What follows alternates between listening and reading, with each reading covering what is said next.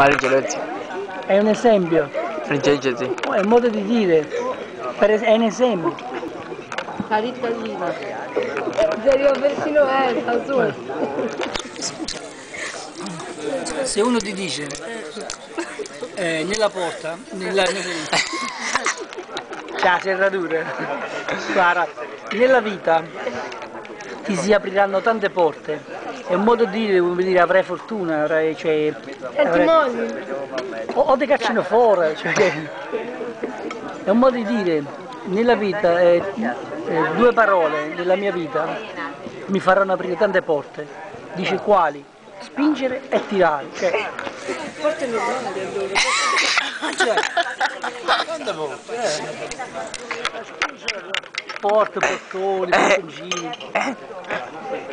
Ma l'ha capito? Quelle elettriche no.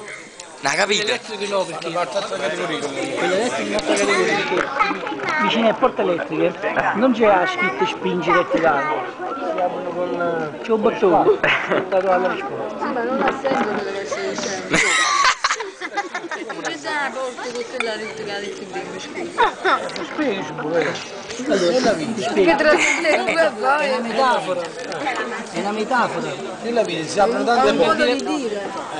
Come per dire ce l'hai l'acquario a casa, ce l'hai l'acquario a casa, Anche questo. ce l'hai l'acquario a casa. Quando vedi l'acquario cosa pensi?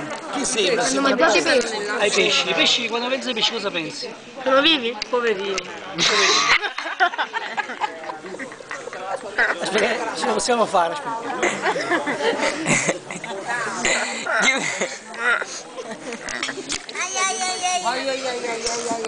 I pesci? Oddio.